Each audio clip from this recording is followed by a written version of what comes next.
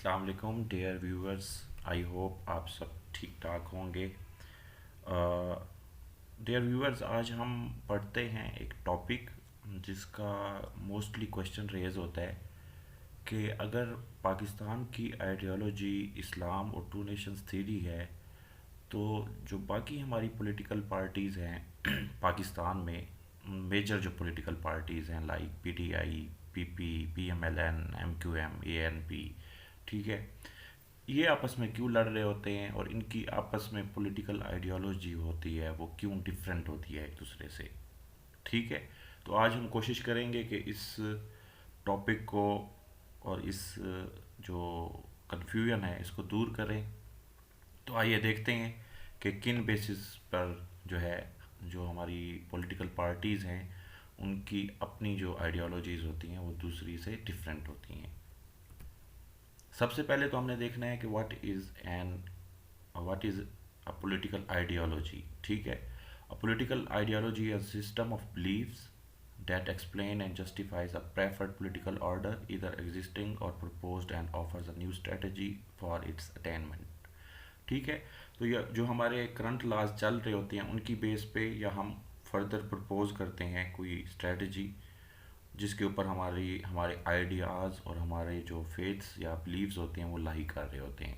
अगर इसकी मैं आप लोगों को एग्जांपल दूं, तो जब पाकिस्तान बनना था उससे पहले जो मूवमेंट्स चली थी बर सग़ीर में, सब कॉन्टिनेंट में, तो पॉलिटिकल आइडियोलॉजी हमारी सबकी सेम थी और पॉलिटिकल प्लेटफॉर्म हमारे पास मुस्लिम लीग का था, जहाँ पे सारे मुसलमान जिनकी आइडियोलॉजी इंडिविजुअल बेस पे सेम थी कि हम हर लिहाज से हिंदू से मुख्तलिफ नेशन है, जिसे टू नेशंस थ्योरी का नाम दिया जाता है, और वहीं हमारी पाकिस्तान की आइडियोलॉजी है। तो वो सारे मुस्लिम लीग के प्लेटफॉर्म पे इकट्ठे हुए थे और उन्होंने एक प्रपोज दिया था, एक स्ट्रेटजी ऑफर की थी और वो अटेन हुई थी और पाकिस्तान बना था। तो हम कह सकते हैं कि पॉलिटिकल आइडियोलॉजी ये चीज़ होती है। देन आगे जाने से पहले जो मेन आज का टॉपिक है, उससे पहले मैं थोड़ी आप लोगों को एक स्टोरी बता देता हूँ कि 70s में जब फ्रेंच रेवोल्यूशन हुई थी तब ये था कि मुनार्क होते थे, अम्पायर्स होते थे। जैसे फ्रेंच, आप कह लें फ्रेंच का एक मुनार्क था, एक किंग था या क्वीन थी जो रूल आउट करते होते थे पूरे कंट्री को या स्टेट को।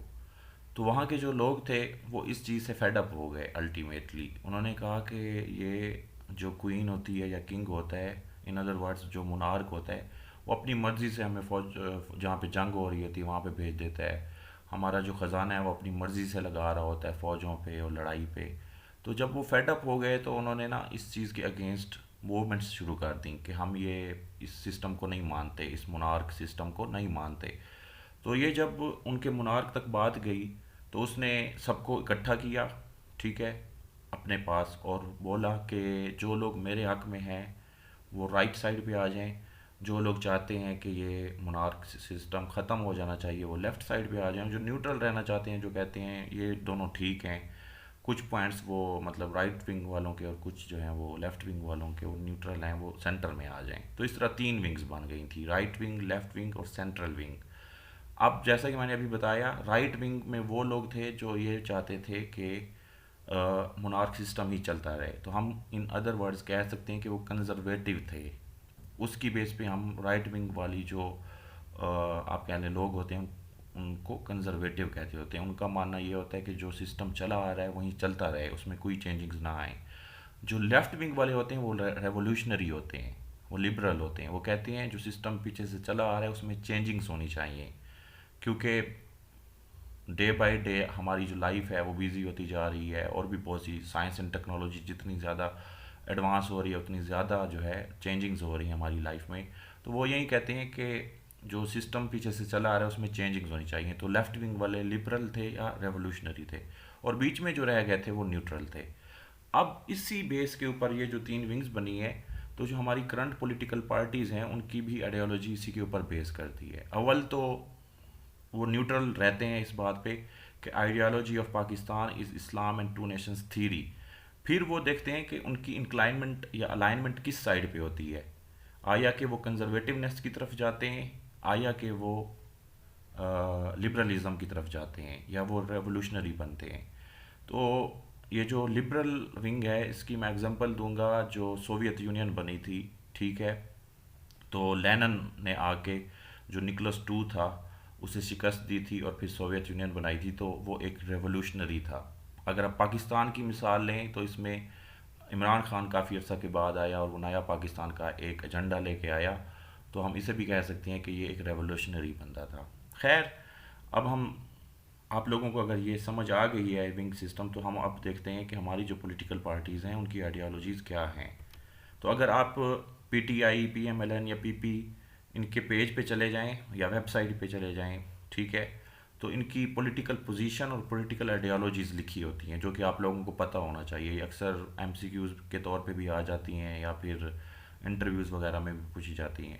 تو اگر آپ پی ٹی آئی کو دیکھیں گے تو اس کی جو پولیٹیکل پوزیشن ہے وہ ہے سینٹر، ٹھیک ہے، اٹ مینز یہ نیوٹرل ہیں، ان کا صرف یہ ماننا ہے کہ پاکستان کی آئیڈیالوجی ہے وہ اسلام اینڈ ٹو نیشنز تھیوری ہے، اور یہ کچھ پوائنٹس جو ہیں وہ لیفٹ ونگ کے اور کچھ پوائنٹس جو ہیں وہ رائٹ ونگ کے مانتے ہیں۔ اور اگر آپ ان کی پولیٹیکل آئیڈیالوجی دیکھیں گے تو اس میں پوائنٹس سارے لکھے ہوں گے، وہ کلیئر ہو جائیں گے۔ اسی طرح اگر آپ پی ایم ایل این کو دیکھیں تو وہ کنزرویٹو پارٹی ہے، اس لیے اس کی جو پولیٹیکل پوزیشن ہے وہ سینٹر ٹو رائٹ ہے، مطلب ان کا ماننا یہ ہے کہ جو سسٹم پیچھے سے چلا آ رہا ہے وہیں چلتا رہے، اس میں کوئی چینجنگ نہ ہو۔ اور جو پی پی ہے وہ واحد ہماری میجر پولیٹیکل پارٹی ہے جو کہ لبرل ہے، جو لبرلزم کو پروموٹ کرتی ہے، جو کہتی ہے کہ ٹائم کے ساتھ ساتھ چینجنگز ہونی چاہیے۔ تو آئی ہوپ جو ایک میجر کویشچن ہمارے مائنڈ میں اکثر یہ رہتا ہے، تو اس ویڈیو کو اب تک جتنا ہم نے دیکھا ہے اس سے آپ لوگوں کا وہ کنفیوژن دور ہو گئی ہوگی۔ اس طرح کی مزید ویڈیوز بھی میں بناتا رہوں گا آپ سب کے لیے۔ کائنڈلی مجھے سپورٹ کرنے کے لیے میرے چینل کو سبسکرائب کر دیں۔ Thank you so much.